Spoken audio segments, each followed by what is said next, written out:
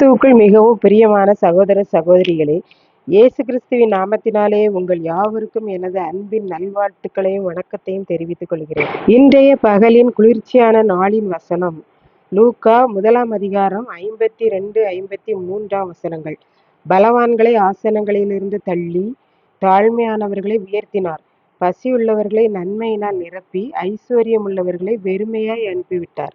மரியாள் பரிசுத்த ஆவியினால் நிறைந்தவளாய் தன் வயிற்றிலுள்ள இயேசு எப்படிப்பட்டவர் என்று கூறுகிறாள்.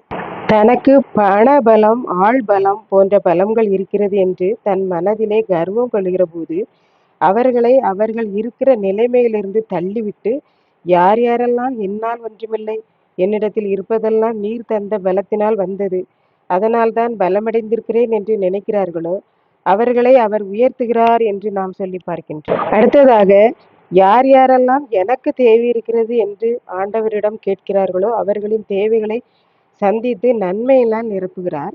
எனக்கு எல்லாம் இருக்கிறது, யாரும் எனக்கு தேவையில்லை என்று மனதிலே கர்வம் கொள்கிறார்களோ அவர்களை அவர் வெறுமையாய் அனுப்பிவிடுகிறார் என்று பார்க்கிறோம். இதற்கு கோலியாத் தாவீது சிறந்த எடுத்துக்காட்டு ஆகும். கோலியாத் என்ற ராட்சசன் தனக்கு உடலில் பலன் இருக்கிறது, சண்டை போட ஆயுதம் இருக்கிறது, அதனால் என்னிடம் யார் சண்டை போட வருகிறார்கள், யார் வந்தாலும் நான் தான் ஜெயிப்பேன் என்று பெருமை கொண்டான்.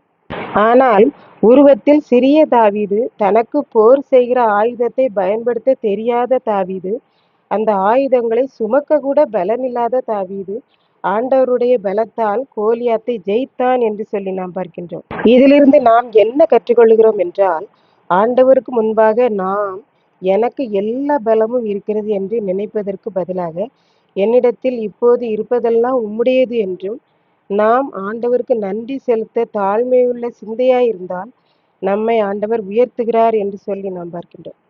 இரண்டாவதாக, யார் எனக்கு சுகம், பலன், ஐஸ்வர்யம் எல்லாம் இருக்கிறது, அதனால் யாரும் எனக்கு தேவையில்லை என்று கர்வம் கொள்ளுவதற்கு பதிலாக, ஆண்டவரே நீர் எனக்கு என்னாலும் தேவை என்று அவரை நோக்கி பார்க்கிறார்களோ அவர்களோடு அவர் என்னாலும் இருந்து அவர்களை ஆசீர்வதிக்கிறார். இதை கேட்டுக்கொண்டிருக்கிற அருமையானவர்களே, நாம் அனுதினமும் தாழ்ந்த சிந்தையாய் இருந்து மனதில் இருக்கிற கர்வத்திற்கு பதிலாக ஆண்டவரை அனுதினமும் பற்றி பிடித்து ஜெபித்து ஆசீர்வதிக்கப்படுவோமாக. கர்த்தர் தாமே இந்த செய்திகளை ஆசீர்வதிப்பாராக. ஆமென். ஜெபம். அன்பின் ஆண்டவரே, இந்த அருமையான வேலைக்காய் நன்றி செலுத்துகிறேன். இந்த நேரத்திலும் யார் யாரெல்லாம் என்னால் எதுவும் இல்லை, எல்லாம் நீர்தான் என்று மனதிலே கர்வம் இல்லாமல் ஜெபிக்கிறார்களோ அவர்களையெல்லாம் ஆசீர்வதியும். இயேசு கிறிஸ்து நிமித்தம் வேண்டிக் கொள்கிறேன் பிதாவே. ஆமென்.